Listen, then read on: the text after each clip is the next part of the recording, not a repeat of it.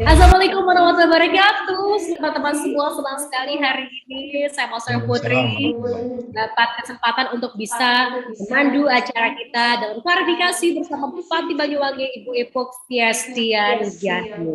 Dan hari ini kita akan membahas mengenai Banyuwangi Reborn. Dan kalau boleh izin Ibu, sebelum kita memulai acara hari ini, nanti akan ada rekan saya, yaitu tentunya yang akan membuka acara hari ini sekaligus pula menyampaikan beberapa poin-poin penting. Di antaranya kita akan mempersilahkan kepada Mas Yusuf Wijanarko selaku redaktur pelaksana PR.com untuk memberikan sambutannya. Kami persilahkan Mas Yusuf Wijanarko untuk dapat memberikan sambutannya pada pagi hari ini.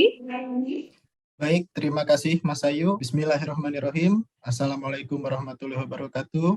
Yang terhormat Bupati Banyuwangi, Ibu Ipuk Fiestiani, terima kasih dan selamat datang Bu di acara RMN yang kami beri nama klarifikasi. Dan ya sesuai namanya, ini adalah ruang bagi banyak kalangan termasuk pemimpin daerah untuk hadir langsung berkumpul dalam satu ruangan yang sama dengan para pemimpin redaksi dari berbagai daerah yang tergabung di jejaringnya PRMN atau Pimpinan Rakyat Media Network. Saat ini jumlahnya sudah ada 210 media dan untuk Banyuwangi ada Ring Times Banyuwangi. Terkait klarifikasi ini tentu saja acara ini digelar dalam kaitannya untuk menjawab berbagai kabar ya yang simpang siur barangkali terkait Banyuwangi termasuk persoalan serta tantangannya yang dihadapi saat ini. Bisa juga dimanfaatkan Ibu sebagai sarana sosialisasi, barangkali ada program atau pencapaian kerja di Pemkab Banyuwangi selama ini. Tujuan akhirnya adalah sebetulnya kami ingin bersama-sama merumuskan solusi, seperti itu ya, dan untuk juga berkolaborasi sebagai bagian dari Pentahelix, kerjasama kolaborasi Pentahelix antara media massa dan pemerintah. Selain itu juga ini menjadi kalau bagi PRMN kami membuka jejaring di berbagai daerah termasuk di Banyuwangi ini sebagai upaya membangun inkubator kemandirian ekonomi agar lebih banyak orang yang bisa bekerja di industri informasi seperti itu. Lalu kemudian soal audiens, PRMN dengan 210 jejaringnya itu menjadi media yang banyak dibaca di Indonesia, pembacanya rentang usianya itu dari yang muda banget gitu ya, umur belasan sampai 50 tahun ke atas juga ada. Jadi nanti tidak perlu khawatir Bu, apa yang terjadi di Banyuwangi dan apa yang kita diskusikan di sini juga sampai kepada pembaca dari Sabang sampai Merauke dengan pendekatan yang tentu lebih lokal dan intim melalui media-media yang ada di berbagai daerah tersebut. Dan sebagai jaringan media kami juga ingin menekankan bahwa kami berpihak pada masyarakat kecil, kami menyuarakan masyarakat kecil, keresahannya, termasuk memberi ruang advokasi dalam hal baik itu ekonomi, hukum, dan kesehatan. Nanti setelah ini akan ada beberapa pemimpin redaksi dan juga personel dari redaksi PRMN dari berbagai wilayah di Indonesia yang akan mengajukan berbagai pertanyaan. Mohon jangan dianggap sebagai seperti diinterogasi seperti itu Bu ya, tapi kita manfaatkan sama-sama kesempatan ini untuk menjawab berbagai keresahan tersebut. Itu saja dari saya tidak berpanjang lebar. Terima kasih. Saya kembalikan kepada Mas Ayu, silakan. Terima kasih banyak untuk Mas Yusuf Wijanarko yang telah memberikan sambutannya hari ini. Kita sangat berharap sekali ya teman-teman kalau bicara mengenai PRMN ini ada sinergitas yang dijalin dengan berbagai daerah. Salah satunya yang tadi kita sebutkan adalah di wilayah Banyuwangi begitu ya. Oke, baik kalau begitu kita langsung saja akan memanggilkan Mas Dian Effendi dari Ring Times Banyuwangi untuk diberikan kesempatan bertanya pertama kepada Ibu Ipuk. Silakan Mas Dian. Assalamualaikum Ibu. Ibu, pertanyaan pertama dari saya yakni terkait dengan Banyuwangi Reborn. Jadi beberapa waktu yang lalu Ibu meluncing program Banyuwangi Reborn. Nah, ini dalam rangka untuk mendapatkan energi dan motivasi baru akibat dampak pandemi COVID-19. Pertanyaan saya, Bu, apa langkah konkret yang dilakukan oleh Ibu dan jajaran Pemkab, termasuk juga masyarakat Banyuwangi, terkait program Banyuwangi Reborn tersebut? Ya, makasih Mas Dian pertanyaannya. Baik, memang di awal bulan Januari kemarin, Banyuwangi baru saja melaunching yang namanya Banyuwangi Reborn. Banyuwangi Reborn itu sebenarnya adalah gerakan yang kami harapkan dilakukan oleh semua sektor di Kabupaten Banyuwangi. Ya, tidak hanya oleh pemerintah daerah, tetapi oleh sektor-sektor swasta, lalu juga masyarakat, lalu juga vertikal, ya, dan semua orang yang masyarakat Banyuwangi harus terlibat di Banyuwangi Reborn ini. Jadi Banyuwangi Reborn ini adalah sebuah gerakan sebenarnya. Gerakan yang kita lakukan bersama-sama, kita bangun ekosistem. Ada 3 pilar di dalam Banyuwangi Reborn itu, yaitu bagaimana kita menangani pandemi, bagaimana kita bisa pulihkan ekonomi, dan bagaimana kita bisa merajut harmoni. Ini 3 pilar yang melandasi Banyuwangi Reborn. Nah, contoh ya, memang kami melakukan banyak hal terkait Banyuwangi Reborn, sehingga kami berharap dengan konsep gerakan Banyuwangi Reborn ini, Banyuwangi yang mungkin selama beberapa tahun kebelakang sudah melakukan lompatan-lompatan, ini bisa melakukan lompatan kembali. Bisa melakukan lompatan kembali dan bisa menjadi kabupaten yang melakukan percepatan dalam semua bidang. Nah, contoh paling mudah ekosistem yang kita tangani seperti misalkan bagaimana kita menangani pandemi. Kita libatkan semua sektor dalam hal akselerasi vaksinasi. Kita libatkan semua sektor dalam hal kita edukasi masyarakat terhadap pemahaman tentang COVID-19. Dan tidak hanya tentang COVID yang berada di masalah menangani pandemi, tapi juga kita secara bersama-sama bagaimana meningkatkan taraf kesehatan masyarakat Banyuwangi. Ya, nah kita libatkan tokoh agama, kita libatkan tokoh masyarakat, TNI, Polri, Babinsa, Babin Kaptipmas juga kita libatkan. Ya, ASN, baik yang dari kabupaten, kecamatan, bahkan juga dari skala desa, dan seluruh masyarakat kita libatkan dalam percepatan penanganan pandemi ini.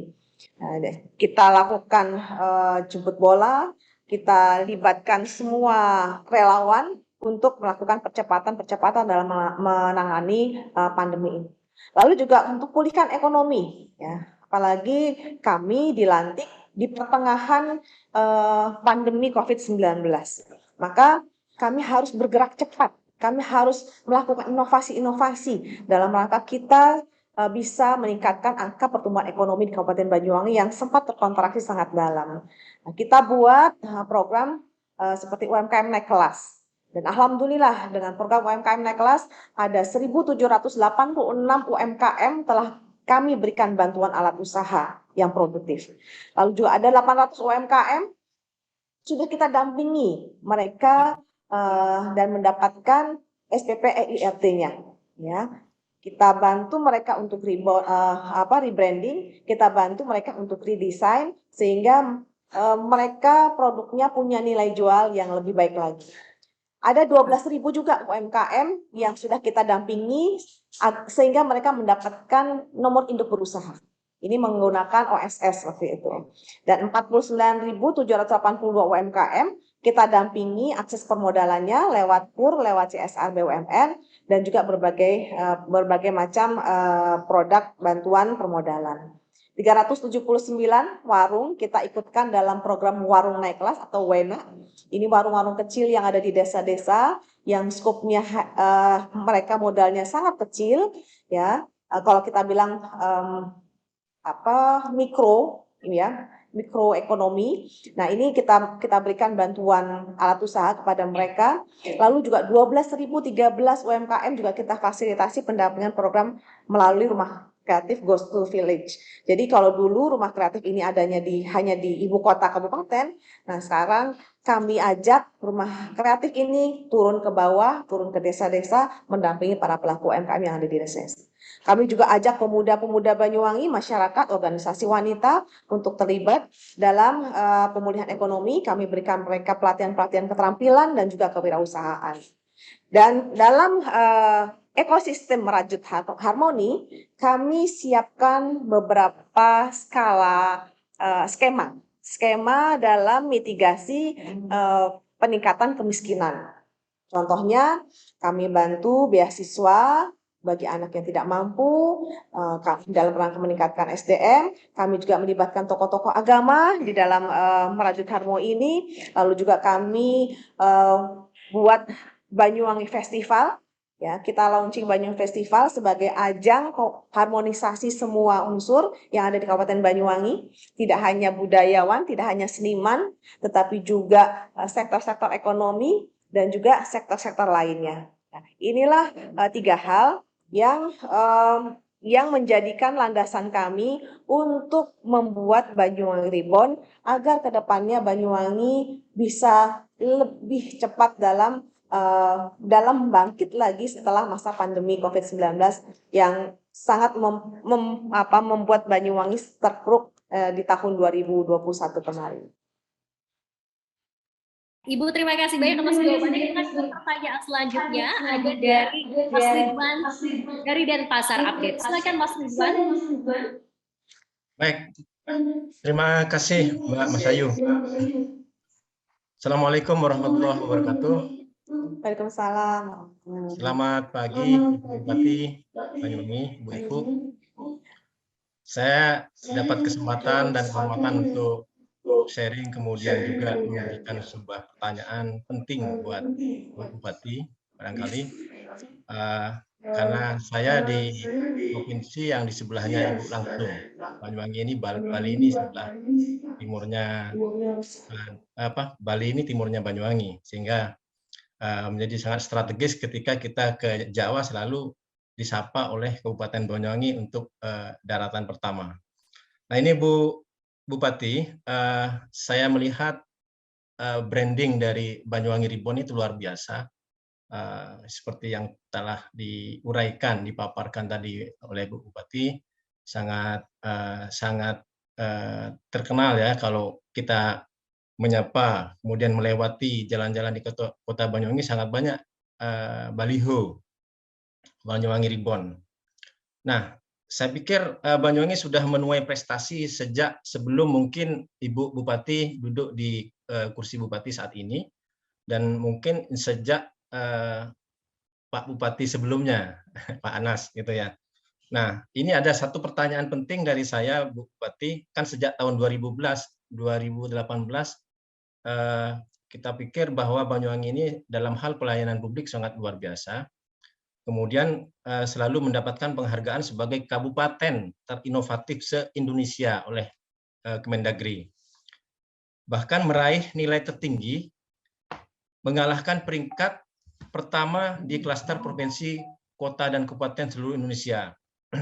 Pertanyaannya adalah, apa saja bentuk inovasi yang dilakukan oleh Ibu dan Bupati sebelumnya, yang notabene adalah suami Ibu sendiri, karena kalau nggak salah tahun 2018 itu tahun tersibuk dari Bupati Banyuwangi. Ibu juga dapat mendampingi Pak Bupati keliling Indonesia, termasuk di Bali, sempat keliling juga dalam hal memberikan apresiasi sebagai kabupaten terpaling inovatif.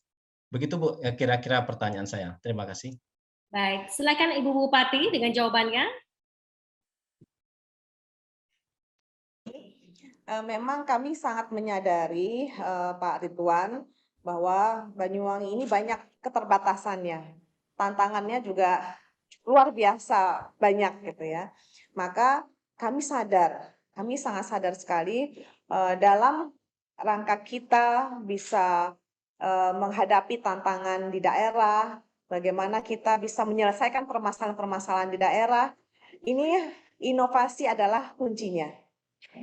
Jadi kami menjadikan inovasi ini sebuah jalan bagi kami untuk menyelesaikan masalah. Bukan menyelesaikan masalah dengan masalah gitu ya. Jadi inovasi ini bagi kami adalah bagaimana kita menyelesaikan masalah. Semua bidang saya rasa harus berinovasi. Kami minta dan budaya inovasi ini memang sudah sebelum kami gitu ya, sudah ada di Kabupaten Banyuwangi. Maka kami melanjutkan budaya inovasi ini di semua SKPD yang ada di Kabupaten Banyuwangi, dan saat ini tidak hanya SKPD, tapi saya membuka seluas-luasnya masyarakat untuk berinovasi. Karena inovasi inilah yang bisa menjawab masalah di semua bidang sesuai dengan bidang masing-masing. Tidak mungkin Pemda mampu menyelesaikan permasalahan yang ada, semua masalah yang ada di daerah. Maka kita butuh juga inovasi-inovasi dari luar pemerintah daerah. Nah, kami punya di Banyuwangi kami punya lebih dari 200 inovasi di pemerintah daerah. Dan sebagian besar memang awalnya digagas oleh teman-teman ASN.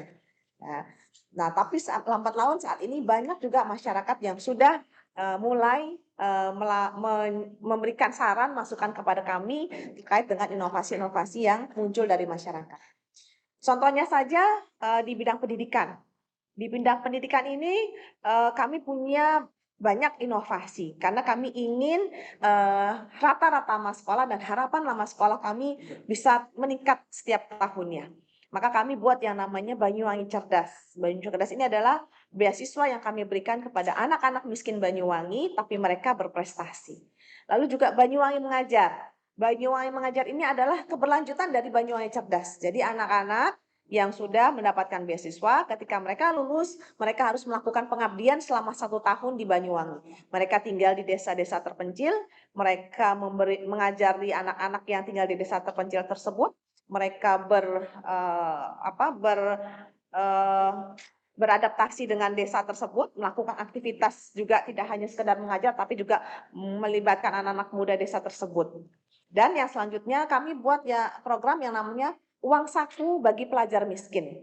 Nah, kadang-kadang nih anak-anak kurang mampu ini mereka bukan tidak bisa membayar SPP karena SPP-nya sudah gratis. Tapi mereka kadang-kadang pagi-pagi datang ke sekolah belum sarapan.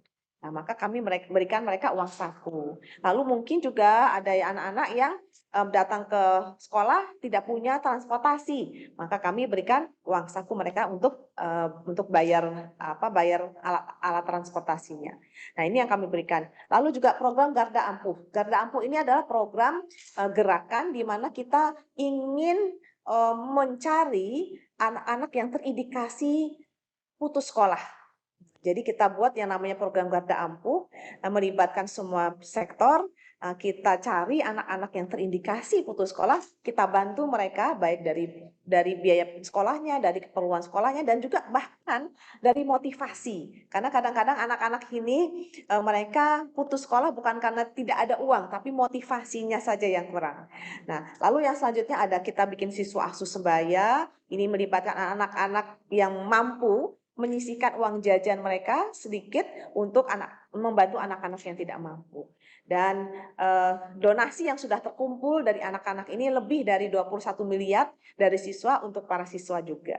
Nah, ini pastinya sangat membantu bagi anak-anak yang kurang mampu. Lalu juga sekolah asuh sekolah. Sekolah asuh sekolah ini adalah program baru di masa kami menjabat, yaitu pengembangan dari siswa asuh sebaya. Jadi kami ingin bukan hanya siswa aja yang mengasuh temannya, tetapi juga sekolah harus mengasuh sekolah yang lain. Jadi sekolah yang masih dalam kategori kurang baik gitu ya, baik dari pelayanan pendidikannya, baik dari fasilitas pendidikannya. Nah, ini diasuh oleh sekolah yang dari fasilitas, dari kapasitas, dari anggarannya, ini diasuh oleh sekolah tersebut. Nah, jadi kita buat sekolah asuh sekolah. Dan yang selanjutnya adalah Aksara. Aksara ini adalah dalam rangka kita ingin meningkatkan harapan lama sekolah. Jadi kita menyisir masyarakat Banyuwangi yang berusia 25 tahun ke atas, ini untuk nantinya bisa diikutkan program-program PKBM, ya nanti mereka bisa ikut program paket A, paket B, dan paket C. Nah, lalu yang selanjutnya adalah dalam bidang kesehatan. Kami buat Mall Orang Sehat dalam rangka kita menghindari warga harus sakit dulu baru ke rumah sakit, ya harus sakit dulu baru ke layanan kesehatan. Maka di setiap layanan kesehatan di Banyuwangi ada ruangan yang kami sebut adalah mall orang sehat, dan itu bukan tempatnya orang sakit, tetapi orang sehat yang memeriksakan dirinya agar mereka tidak sakit. Nah, kita ingin merubah konsep bahwa orang yang datang ke pelayanan kesehatan itu adalah orang yang sakit, tapi orang sehat juga bisa masuk ke atau bisa datang ke layanan kesehatan tersebut. Lalu juga jemput bola rawat warga, ini juga kita lakukan terutama bagi masyarakat yang memiliki kekurangan atau ketidakmampuan ke tempat fasilitas kesehatan. Sakina ini dalam rangka juga mendukung program ibu hamil dalam kondisi resiko tinggi, ya. Ini kita melibatkan ibu-ibu para pedagang sayur, ya kan, karena biasanya ibu-ibu pedagang sayur ini mereka keliling, jadi tahu sekali pelanggannya mana yang sedang hamil, mana yang sedang sakit dan sebagainya. Lalu untuk bidang sosial kami sudah melaksanakan program Rantang Kasih, ya. Rantang Kasih sudah lebih dari 5 tahun, dan ini kami berikan kepada para lansia yang sebatang kara, ya, yang tidak punya keluarga, tidak punya anak, tidak punya pasangan, mereka tinggal sendirian. Kita berikan mereka makanan bergizi sesuai dengan saran dari petugas kesehatan, gitu ya, sehingga mereka bisa makan secara rutin setiap harinya. Lalu dalam bidang pemberdayaan ekonomi juga kami buat seperti yang tadi sudah kami sampaikan, UMKM naik kelas, teman usaha rakyat. Ini kita libatkan anak-anak muda untuk mendampingi UMKM di desa. Lalu Wena, warung naik kelas, jemput bola perizinan, ya. Ketika kami program bunga desa, kami libatkan teman-teman perizinan untuk juga melayani perizinan di tingkat desa. Dan kita buat hari belanja di UMKM dan pasar tradisional ini dalam rangka meningkatkan penjualan bagi pedagang pasar dan UMKM. Lalu ada ongkir gratis bagi pelaku UMKM dan juga jagoan Banyuwangi yang terdiri dari jagoan tani, jagoan digital dan jagoan bisnis.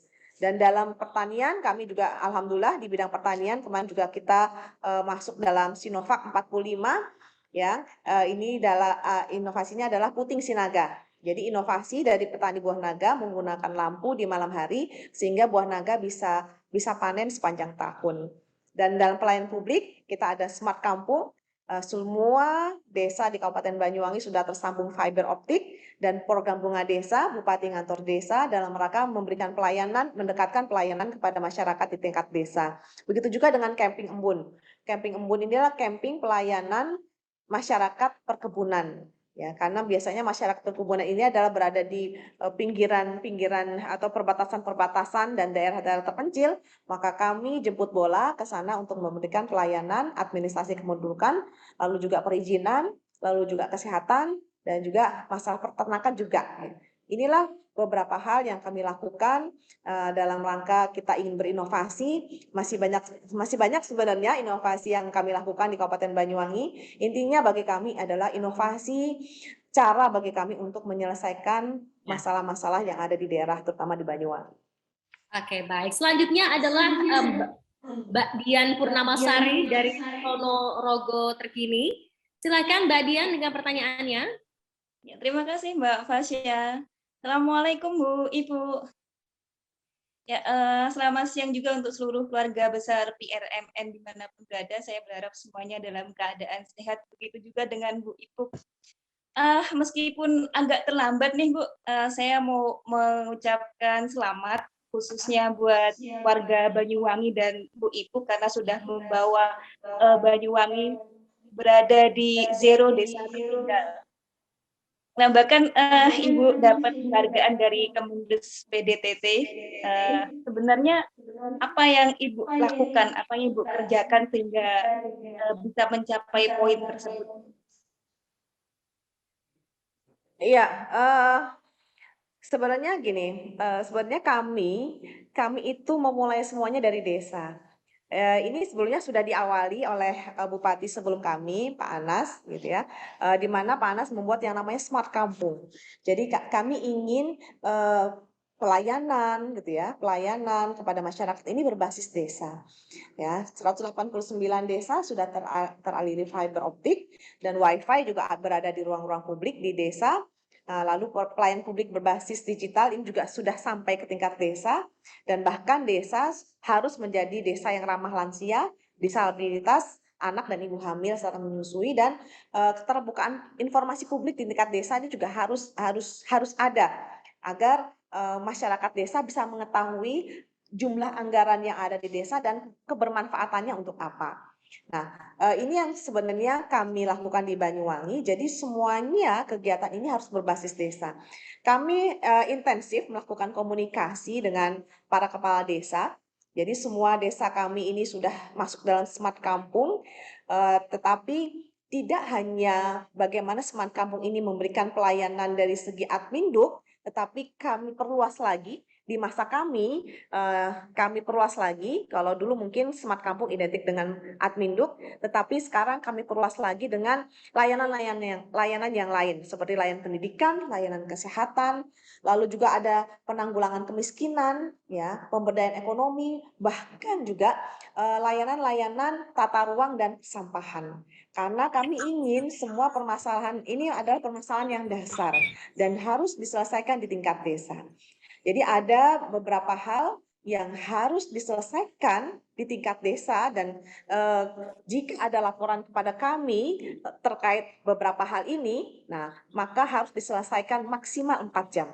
Jika tidak diselesaikan dalam waktu 4 jam, kami akan evaluasi camatnya, sehingga nanti akan ada punishment bagi camat yang kurang perhatian terhadap hal-hal tersebut, seperti warga yang kesulitan makan, warga yang kesulitan sekolah, warga yang kesulitan berobat, ini juga tidak boleh ada di tingkat desa, atau rumah yang tidak layak huni juga tidak boleh ada di tingkat desa. Lalu juga kami buat yang namanya tidak ada ruang yang dilanggar. Contohnya misalkan ada orang membangun, ya ini melanggar aturan. Nah, misalkan sepadan jalannya atau mungkin bangunannya, ya struktur bangunannya yang dimana itu untuk persawahan ternyata dibangun rumah, itu kami selesaikan di tingkat desa. Lalu juga persoalan sampah yang tadi saya sampaikan itu juga harus diselesaikan di tingkat desa, dan tidak boleh lagi ada ibu hamil, bayi, balita yang kurang gizi atau stunting. Inilah beberapa hal ya yang kami lakukan, dan ini tidak ada toleransi bagi camat. Jika ada masalah ini di tingkat desa, maksimal 4 jam harus segera terselesaikan. Oke, baik. Kita ke pertanyaan selanjutnya dari Mbak Gita Pratiwi di PR Bekasi. Silakan Mbak Gita. Terima kasih. Assalamualaikum warahmatullahi wabarakatuh. Selalu Ibu Bupati. Ya, saya mau tanya.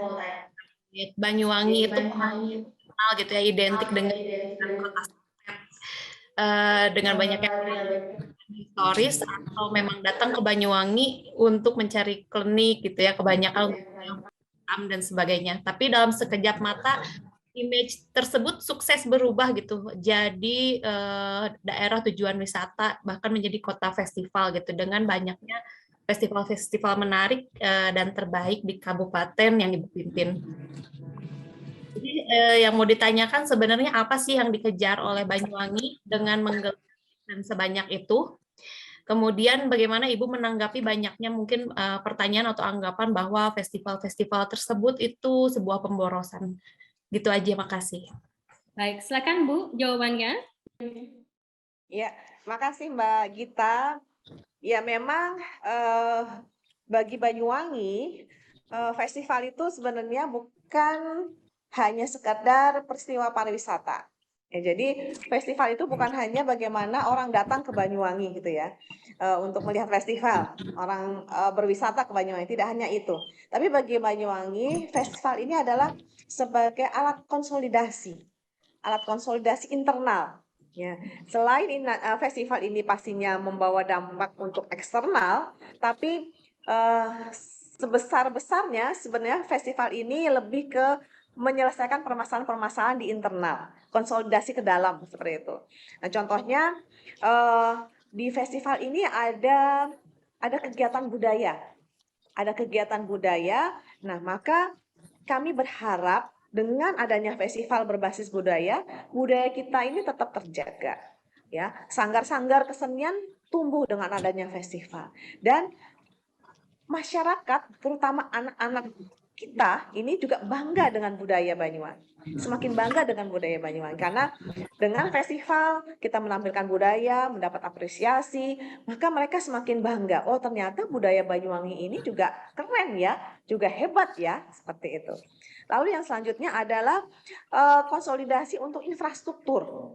Nah, ini contohnya kami punya Banyuwangi Festival Internasional Tour de Banyuwangi Ijen.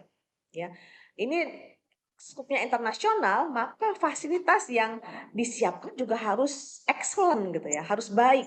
Jalan-jalannya juga harus baik. Nah, inilah bentuk konsolidasi infrastruktur yang kami lakukan dalam konsep Banyuwangi Festival. Ya, jalan-jalan jadi bagus dan setiap tahun pasti rute yang dilalui oleh Tour de Banyuwangi Ijen ini juga berubah-berubah. Jadi ini salah satu upaya kita untuk melakukan pemerataan dalam pembangunan infrastruktur di Banyuwangi. Dan yang selanjutnya adalah perubahan perilaku.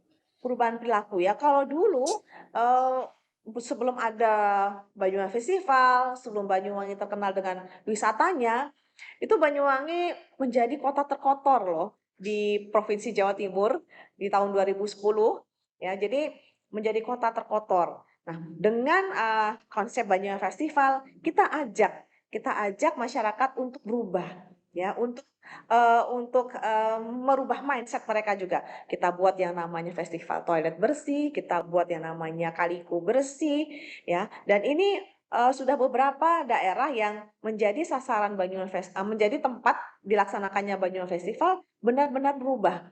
Contohnya aja dulu Muncar. Ya, Muncar itu dulu sangat terkenal dengan wilayah yang kotor, sampah lautnya luar biasa. Ya, karena ini juga daerah industri perikanan, jadi limbahnya tuh sangat luar biasa. Tapi dengan adanya Banyuwangi Festival, kita buat di sana menjadi salah satu stopnya Tour de Ijen. Nah, lambat laun perilaku mereka jadi berubah. Ya, mindsetnya masyarakat jadi berubah. Begitu juga dengan salah satu daerah di Banyuwangi namanya Bangsering.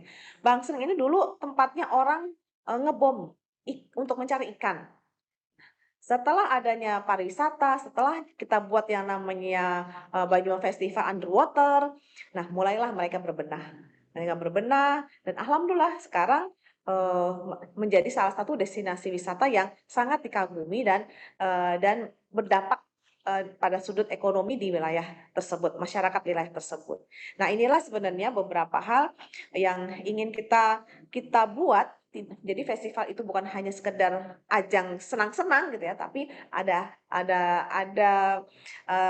side effect dari festival tersebut. Dan yang terakhir mungkin masalah ekonomi. Nah, ini juga sangat luar biasa ya, konsolidasi ekonomi. Dengan Banyuwangi Festival ada kegiatan hiburan rakyat, banyak orang jualan. Nah, ini pasti akan berdampak pada ekonomi masyarakat. Tidak hanya ekonomi masyarakat sekitar, tapi juga mungkin dari ekonomi dari berbagai wilayah yang ada di Kabupaten Banyuwangi. Nah, inilah yang kami lakukan sehingga kami terus melaksanakan Banyuwangi Festival karena selama lebih dari 10 tahun Banyuwangi Festival dilaksanakan, ini membawa dampak yang sangat positif bagi daerah, terutama juga bagi ekonomi dan bagi masyarakat di Kabupaten Banyuwangi. Oke, baik. Selanjutnya kita akan memanggilkan rekan kita dari Jaktim News, yaitu adalah Mbak Dianinta. Silakan Mbak Dianinta. Selamat pagi Ibu-Ibu, salam sejahtera. Selamat pagi Mbak Dianita. Saya sempat dengar ada gerakan hari belanja di pasar tradisional dan UMKM setiap bulan di tanggal kembar. Nggak kalah nih sama toko online ya Bu. Nah, pertanyaannya, apakah tidak khawatir jika Banyuwangi disebut kota jadul yang jauh dari modernisasi? Gitu. Ya memang hari belanja ini kita buat karena kita terinspirasi dari beberapa marketplace ya, e-commerce yang sering memberikan diskon di tanggal-tanggal cantik. Tapi kami awalnya membuat program hari belanja ini ketika kita memasuki gelombang kedua pandemi COVID-19. Itu kita diberlakukan PPKM darurat. Banyak sekali keluhan dari masyarakat Banyuwangi, terutama para pedagang pasar yang menyampaikan bahwa omset mereka sangat turun drastis dengan kebijakan yang dilakukan oleh pemerintah, dengan pembatasan waktu buka dan pembatasan aktivitas masyarakat. Nah, akhirnya kami buat gerakan hari belanja di pasar dan UMKM dalam rangka kita mendukung para pelaku usaha kecil yang basisnya pasar dan basisnya UMKM. Kami sih tidak takut dengan stigma bahwa Banyuwangi jadul gitu ya, Banyuwangi ketinggalan. Tidak sih, kami tidak takut. Malah ini kami mendorong para pelaku UMKM untuk nantinya melakukan terobosan-terobosan. Dengan kita memberikan dukungan belanja di UMKM, maka UMKM mau berbenah diri, mau memperbaiki diri, dan mau terus mengembangkan produk-produknya. Jadi tidak hanya sekedar produk lokal yang sebegitu-begitu saja, tapi mereka terus melakukan pengembangan produk mereka, dan sehingga punya nilai jual yang lebih baik lagi dan punya harga yang sangat bersaing dengan produk-produk lain. Nah, inilah sebenarnya tujuan kami membuat hari belanja. Di satu sisi juga kami ingin melanjutkan kebijakan dari bupati sebelumnya, yaitu memproteksi atau melindungi para pelaku usaha kecil. Kalau dulu sebutnya Yunah Yutun gitu ya. Nah, Yunah Yutun, kita membantu proteksi mereka, karena kalau kita tidak proteksi maka mereka akan tergilas dengan pasar-pasar modern yang ada di Banyuwangi. Nah, jadi inilah kami membuat hari belanja di pasar dan UMKM dalam rangka kami ingin memproteksi produk-produk buatan lokal, lalu produk-produk yang otentik dengan Banyuwangi, dan para pelaku usaha kecil yang ada di Kabupaten Banyuwangi. Alhamdulillah dengan program ini kami bisa perlahan-lahan kami bisa menaikkan kelas para pedagang di pasar. Kalau dulu mereka tidak kenal dengan yang namanya digitalisasi, nah sekarang mereka sudah mulai memfasilitasi para pembelinya dengan menggunakan pembayaran digital, gitu ya, tidak menggunakan uang cash seperti itu. Lalu juga mereka sudah mulai membelanjakan membuat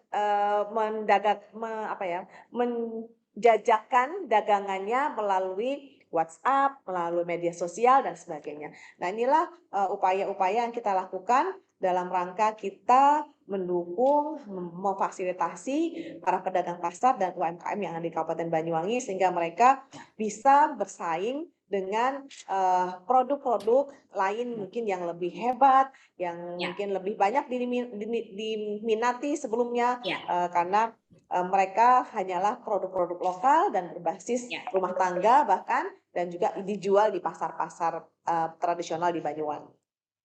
Baik, pertanyaan terakhir ini datanya dari saya ya. Oke, pertanyaannya adalah apa peran besar suami Ibu Ipuh, Bapak Abdullah Azwar Anas dalam kepemimpinan Ibu ke depan? Kalau bicara peran, pastinya yang namanya suami dan istri punya peran masing-masing, saling mendukung satu sama lain. Jadi ketika mungkin Pak Anas dulu menjadi bupati, saya memberikan dukungan kepada beliau. Nah, sekarang ketika saya menjadi bupati, beliau juga memberikan support dan sebagai teman diskusi bagi saya, lalu juga teman bertukar pikiran, memberikan insight-insight untuk pada saya dalam keberlanjutan program-program yang mungkin di zaman beliau harus lebih ditingkatkan lagi, diperbaiki lagi seperti itu. Tetapi bagi saya beliau adalah guru, mentor, dan setiap pemimpin pasti punya cara dan punya tekniknya masing-masing. Jadi karena Pak Anas mungkin laki-laki, saya perempuan, jadi mungkin cara pendekatannya agak sedikit berbeda antara laki-laki dan perempuan. Walaupun kita punya tujuan yang sama, bagaimana menjadikan Banyuwangi menjadi tetap baik dan lebih baik lagi, dan program-program yang sudah berjalan selama 10 tahun ini bisa dilanjutkan, keberlanjutannya juga bisa lebih baik seperti itu dan membawa dampak positif kepada masyarakat. Amin, insya Allah. Kita berharap tentunya apa yang sudah dilakukan oleh Ibu itu Fiestiandani, bagaimana untuk terus membuat Banyuwangi lebih keren lagi dengan Banyuwangi Reborn-nya ini ya Bu ya, bisa betul-betul ditanggapi oleh masyarakat, semuanya bisa bersinergi bersama semua pihak agar Banyuwangi ini semakin keren lagi. Saya benar-benar terpanggil akan ke Banyuwangi Bu sampai dengan hari ini, semoga punya kesempatan untuk bisa ke Banyuwangi secepatnya, begitu ya. Amin, insya Allah. Ibu, terima kasih banyak sudah berbincang pada hari ini bersama dengan PRMN. Kemarin sudah berjumpa dengan beberapa rekan-rekan kita yang datang langsung ke sana. Kita nantikan juga Bu kalau bisa bermain ke kantor kami dengan senang hati pastinya ya. Ya, nanti kita main ke sana ya. Iya baik Ibu. Terima kasih sekali lagi untuk semua rekan-rekan yang sudah join pada hari ini dalam klarifikasi bersama dengan Bupati Banyuwangi, Ibu Fiestiandani. Sampai berjumpa lagi teman-teman. Terima kasih banyak. Semoga yang sudah disampaikan membuka mata kita dan semakin meyakinkan kita Banyuwangi benar-benar reborn, semakin luar biasa setiap tahunnya ya. Sampai jumpa lagi Ibu Bupati, hatur nuhun. Terima kasih banyak. Matur nuwun ya. Matur nuwun ya Bu ya. Terima kasih banyak. Sampai jumpa untuk teman-teman semua. Saya Mas Ayu Putri bersama rekan-rekan dari PRMN mengucapkan juga terima kasih untuk yang sudah join dari berbagai daerah di Indonesia. Sampai jumpa lagi di klarifikasi selanjutnya. Wassalamualaikum warahmatullahi wabarakatuh.